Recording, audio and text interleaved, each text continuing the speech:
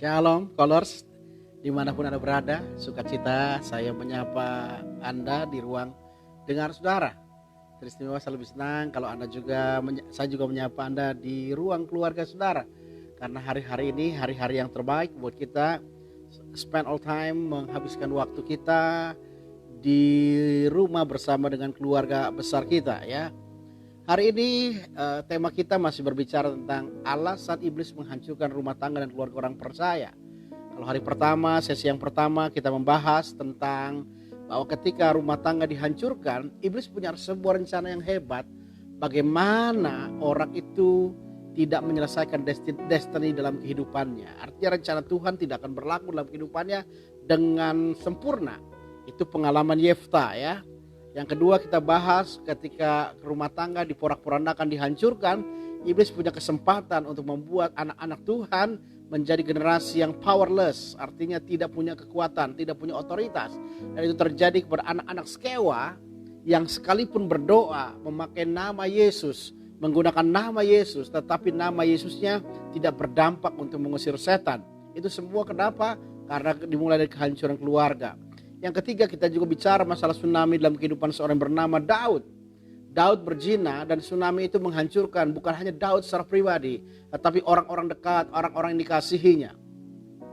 Artinya kehancuran rumah tangga dan keluarga lewat pernikahan, lewat perzinahan, kehancuran yang sangat total, luar biasa. Daud kehilangan Uria, salah satu pahlawan yang dibanggakannya, salah satu pahlawan terbaiknya, salah satu pahlawan yang ada dalam tangan yang menyertai dia harus mati karena memang dia merencanakan membunuh Uria. Yang kedua, 4 anak Daud meninggal akibat dosanya. Anak yang dikandung Batseba, Absalom, Adonia, dan juga yang keempat adalah Daud meninggal, anak-anaknya mati, Adonia, Absalom, dan anaknya ini meninggal dan mati dengan luar biasa. Jadi artinya yang keempat Amnon. Jadi kita lihat bagaimana dosa perzinahan Daud punya efek menjadi tsunami yang menghancurkan keluarganya. Bukannya di situ saja, Daud berzina, akibatnya dia kehilangan orang yang dikasihinya, penasehat hebat yang bernama Ahitofel. Dia penasehat yang luar biasa karena apa yang dia sampaikan itu biasanya selaras dengan apa yang Tuhan kehendaki. Dan pada waktu itu Ahitofel berbalik menggigit Daud, membela Absalom anaknya yang berontak terhadap Daud. Dan dia yang mengajarkan kepada Absalom bagaimana menghancurkan Daud. Salah satunya dia memberikan nasihat untuk meniduri gundik-gundik Daud di atas soto istana Daud itu sendiri. Di depan orang Israel, Absalom berusaha melakukan sebuah tindakan yang mempermalukan Daud, yaitu dengan cara meniduri gundik-gundik Daud. Dan itu muncul dari penasihat yang bernama Ahitofel. Ahitofel juga merancangkan minta 12.000 orang tentara untuk mengejar Daud, untuk membinasakannya. Pertanyaannya, kenapa Ahitofel begitu membenci Daud pada masa itu? Karena ternyata Ahitofel adalah kakek daripada Batseba.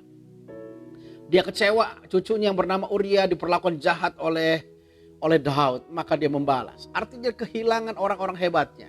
Saya kemarin dapat SMS dari WA yang memang sudah dikasih izin untuk diberikan contoh. Ada sebuah keluarga yang harus ditinggalkan suaminya berzina dengan wanita yang lain. Anak yang pertamanya nyaris bunuh diri. Anak yang keduanya usia umur 12 tahun kena diabetes sampai 600. Saudara bisa bayangkan, habis-habisan. Artinya hari ini awareness kita dibangkitkan, kesadaran kita ditumbuhkan bahwa dosa seksual menghancurkan begitu hebat kehidupan seseorang, bahkan menghancurkan orang-orang dekat dengan kita.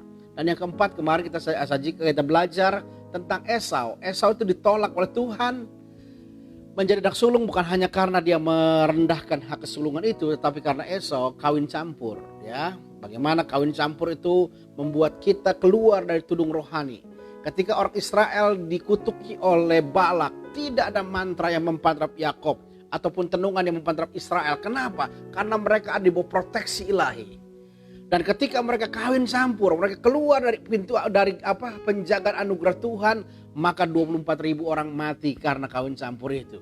Jadi hari ini tujuan iblis begitu hebat, menghancurkan rumah tangga dengan segala alasannya. Nah, hari ini kita akan bahas yang kelima.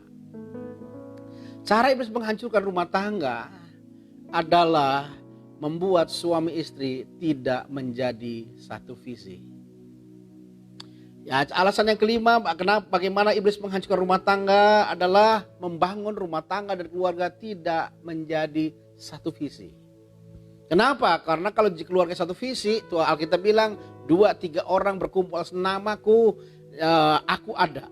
Jadi artinya ketika 2-3 orang sepakat satu visi, 2-3 orang yang terdekat, yang terintip adalah keluarga, maka Alkitab berikan catatan, dia ada. Nah, hari ini kita akan belajar dari satu tokoh, bagaimana ketidaksatuan visi itu punya dampak yang hebat. Ya, kita lihat Alkitab kita. Kejadian pasal 22 ayat yang ke-19.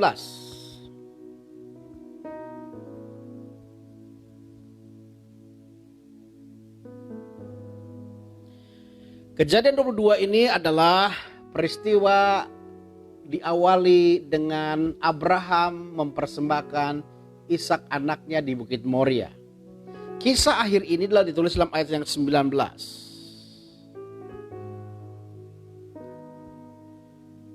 Ayat 19 bilang begini. Kemudian kembalilah Abraham kepada kedua orang hambanya, dan mereka bersama-sama berangkat ke Beersheba. Dan Abraham tinggal di mana? Di Beersheba. Jadi selepas peristiwa Abraham mempersembahkan Ishak anaknya, Abraham memilih tinggal di Beersheba. Coba bandingkan dengan Kejadian pasal 23 ayat 1 sampai ayat yang ketiga.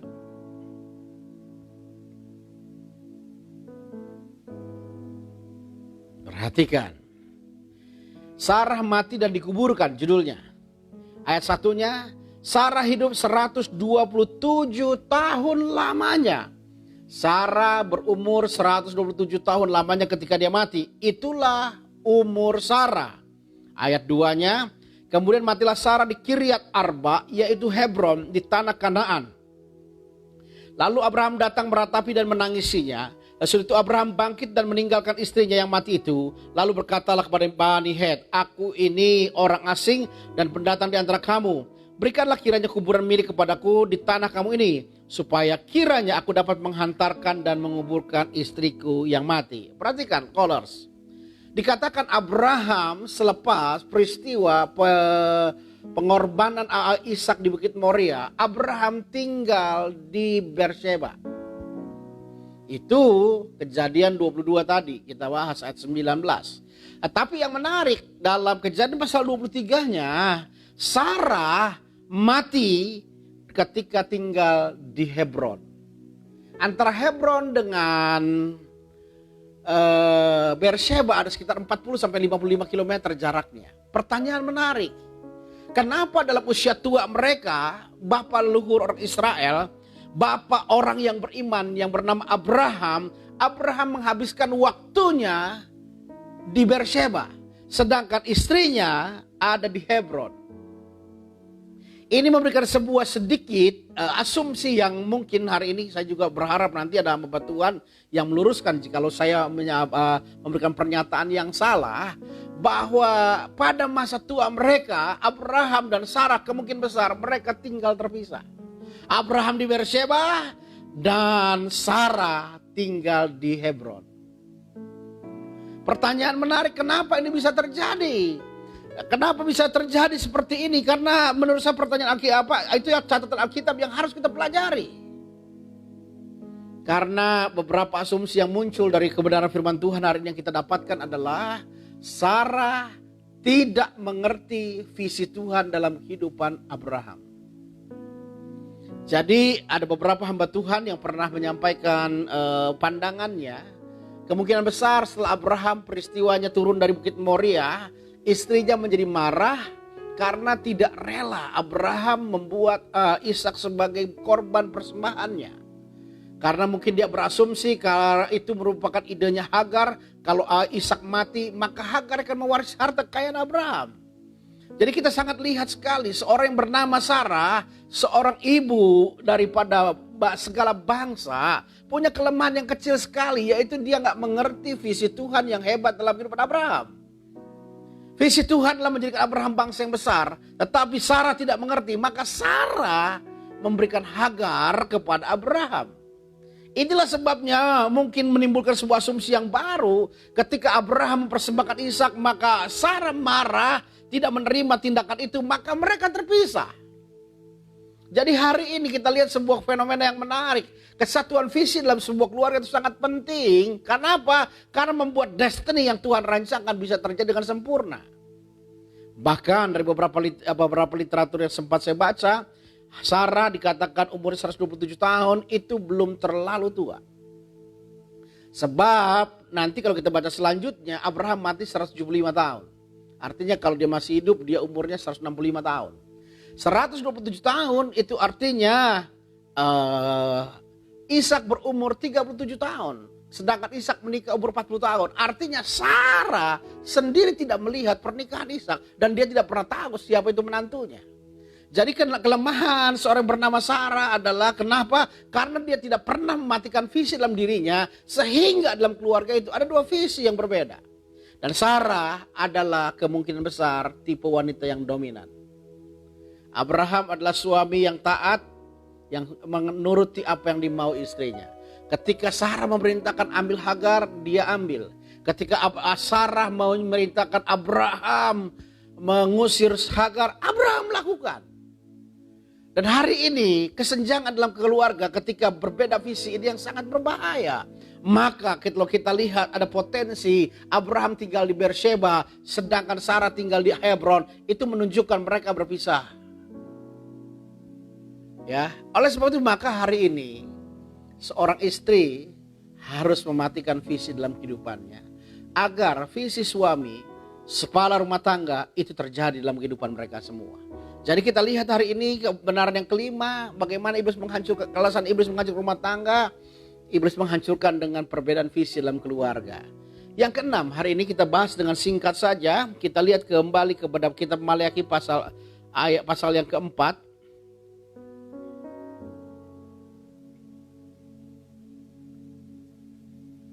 Ayat 5 dan 6 kita lihat.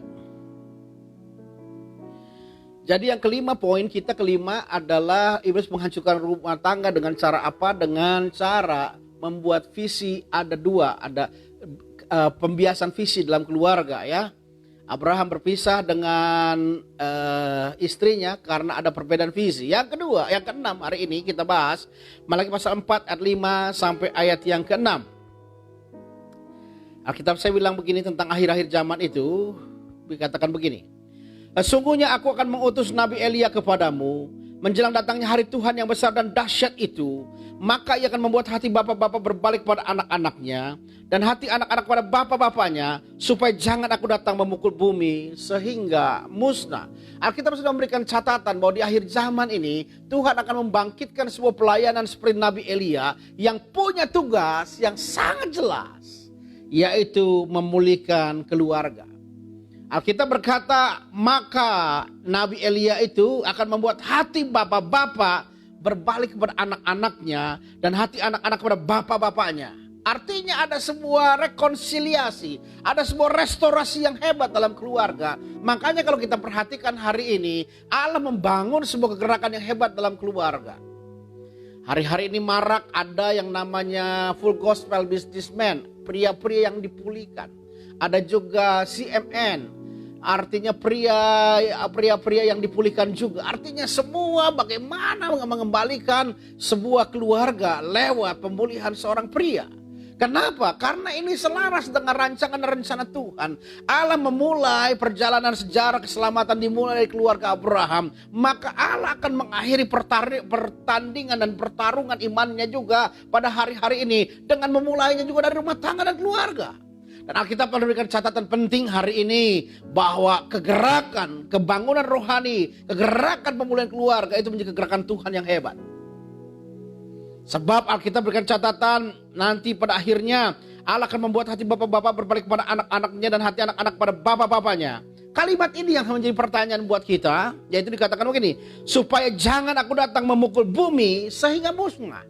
Ternyata ada hal yang menarik, bukan hanya sekedar pemulihan rumah tangga dan keluarga. Ada sebuah tujuan akhir yang Tuhan kehendaki dalam ayat yang ke-6, bahwa kalau rumah tangga dipulihkan, Rumah tangga mengalami yang namanya restorasi. Rumah tangga yang namanya rekonsiliasi. Kemulihan rumah tangga terjadi. Alkitab memberikan catatan.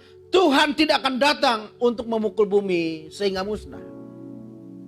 Artinya catatan penting buat kita hari ini. Keluarga yang dipulihkan, rumah tangga yang dipulihkan. Itu akan membuat kita terhindar dari dunia yang akan dimusnahkan. Tetapi yang menarik, fakta yang kita jumpai, iman yang kita dapati hari ini, dan Alkitab catat dalam kitab Wahyu, bumi ini akan dimusnahkan. Maka ada langit baru, bumi baru.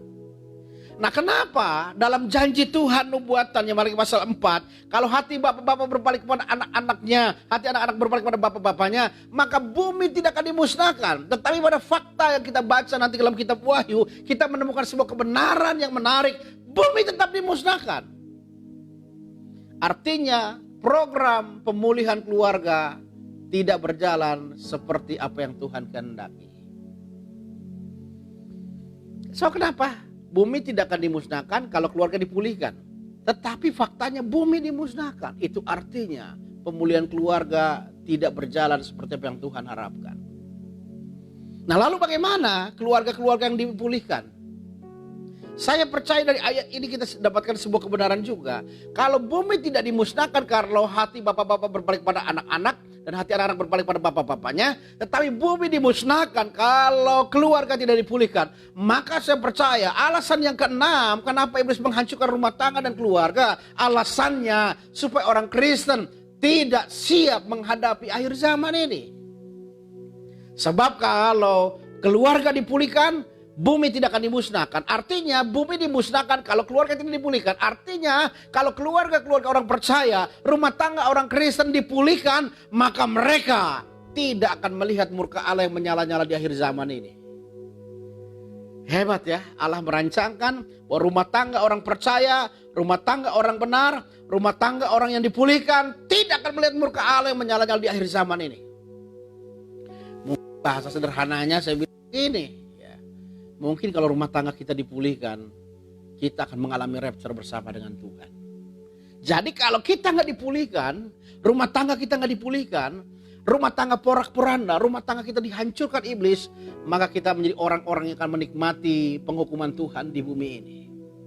Jadi oleh sebab itu yang keenam saya mau katakan pada hari ini, bahwa rumah tangga kita harus dipulihkan. Karena iblis berusaha mengarahkan semua serangannya, menghancurkan kehidupan keluarga orang percaya dengan tujuan orang percaya tidak lagi mampu bertahan pada masa kesukaran. Ya, jadi yang kelima tadi kita sebutkan, kita harus satu visi. Tuhan, iblis menghancurkan kenapa? Dengan visi dalam keluarga, ada visi suami, visi istri. Ini yang menghancurkan. Abraham punya visi yang besar, Sarah tidak dapat meresponi dengan benar. Maka muncullah kata Hagar, maka muncullah peristiwa di mana Abraham tinggal di Beersheba, sedangkan Sarah tinggal di Hebron pada masa tua mereka. Ya, yang keenam kita menemukan hari ini, kalau keluarga kita dipulihkan, kita tidak akan mengalami murka Allah yang menyalanya di akhir zaman. Yang ketujuh, yang terakhir, sesi kita tentang alasan iblis menghancurkan rumah tangga dan keluarga. Kita baca di dalam kitab Hakim-Hakim pasal yang ke-19.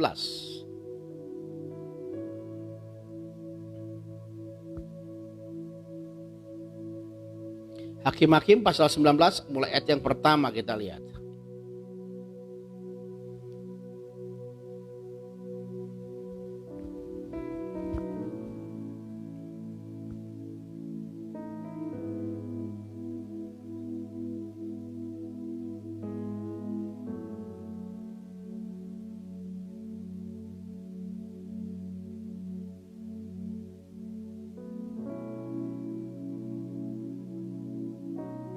Oke, Hakim-Hakim pasal 19 kita lihat ayat pertama sampai ayat yang ketiga.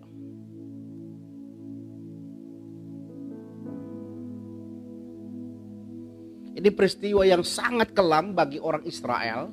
Ini peristiwa yang sangat menakutkan bagi bangsa Israel pada waktu itu. Karena satu suku yang namanya suku Benyamin hampir musnah, dihajar, diserang dan dibunuh oleh saudara mereka sendiri, seluruh suku Israel. Artinya dari 12 suku, suku Benyamin ini diserang oleh 11 suku yang lain. Peristiwanya karena apa? Peristiwanya karena perbuatan noda di Gibea. Ayat yang pertama dan kedua nanti saya jelaskan selanjutnya karena kita nggak mungkin baca semua ayatnya ini ya. Berkata demikian, perbuatan noda di Gibea. Terjadilah pada zaman itu ketika tidak ada raja di Israel, bahwa di balik pegunungan Efraim ada seorang Lewi tinggal sebagai pendatang. Perhatikan, di balik pegunungan Efraim ada seorang Lewi tinggal sebagai pendatang. Ia mengambil seorang gundik dari Bethlehem Yehuda. Ya, orang Lewi mengambil gundik orang Bethlehem Yehuda. Orang Bethlehem suku Yehuda. Nah, tapi gundik itu berlaku serong terhadap dia dan pergi daripadanya ke rumah ayahnya di Bethlehem Yehuda. Lalu tinggallah di sana 4 bulan lamanya. Berkemaslah suami itu lalu pergi menyusul perempuan itu untuk membujuk dia dan membawanya kembali bersama dengan dia hambanya dan sepasang keledai. Ketika perempuan muda itu membawa dia masuk ke rumahnya, maka ketika ayahnya itu melihat dia, maka bersukacitalah ia mendapatkannya. Lihat, orang Lewi punya gundik, lalu gundiknya kembali kepada orang tuanya. Setelah 4 bulan Lewi ini mengambil, dalam perjalanannya mereka bermalam di Gibea, di wilayah suku Benyamin. Apa yang terjadi? Malam itu rumah tempat dia menginap diserbu oleh orang Benyamin, dan orang Benyamin meminta kepada yang punya rumah itu untuk menyerahkan orang Lewi itu untuk dipakai oleh mereka. Peristiwa Sodom terjadi di tempat ini. Lalu apa yang terjadi? Orang Lewi ini akhirnya menyerahkan gundiknya, diperkosa sepanjang malam. Lalu pada pagi hari gundiknya kembali ke rumah itu, tergeletak di depan pintunya dan mati. Ketika orang Lewi melihat gundiknya mati, maka dia potong gundiknya di 12 potong, lalu dibagikan, disebarkan kepada semua suku Israel. Dan ketika mereka melihat kekejaman ini, semua suku Israel bangkit dan mereka mempersatukan diri mereka untuk menyerang Benyamin. Dan hari itu suku Benyamin hampir musnah dari antara orang Yahudi, dari orang Israel. Pertanyaan menariknya adalah, siapa orang Lewi ini yang punya pengaruh hebat, yang punya pengaruh luar biasa, menggerakkan seluruh orang Israel untuk membinasakan orang Benyamin ini? Kalau kita baca pasal 17 sampai 19, kita menemukan sebuah nama. Orang Lewi ini adalah namanya Yonatan bin Gersom bin Musa. Jadi ternyata orang Lewi ini adalah cucunya Musa. Maka tidak heran seluruh orang Israel saat itu sangat menghormati Musa. Maka ketika pesan yang dituliskan oleh Lewi ini tentang peristiwa itu dengan memotong 12 potongan kepada orang Israel ini akan menggerakkan semua orang. Tetapi saudara tahu nggak penyebab semua itu terjadi karena kenapa? Dalam ayat yang pertama, orang Lewi ini salah ketika dia menikah dengan bukan orang Lewi. Yang kedua, dia punya gundik. Lihat, dari pernikahan yang salah, dari pernikahan yang tidak kudus, maka melahirkan sebuah potensi yang menghancurkan luar biasa. Jadi hari ini saya mau katakan begini saudara. Kehancuran seseorang dalam rumah tangga dan keluarga itu berbanding lurus dengan otoritas rohani yang dia miliki. Orang ini, orang Lewi ini yang mengambil seorang gundik dari Bethlehem Yehuda. Kenapa punya potensi yang hebat menggerakkan 11 suku yang lain? Karena orang itu menghargai dia cucunya Musa. Artinya hari ini saya mau katakan begini, Bapak Ibu yang terkasih. Semakin engkau terlibat dalam pelayanan, semakin otoritas rohanimu besar, maka daya rusakmu dalam menghancurkan keluarga, kalau keluargamu hancur, punya daya rusak yang lebih besar daripada orang biasa. Artinya hari ini saya mau ingatkan kepada kita hari ini, hamba-hamba Tuhan, siapapun kita, semakin kita ditempatkan Tuhan dalam tempat yang tinggi, maka daya rusak kita akan sangat besar ketika kita jatuh.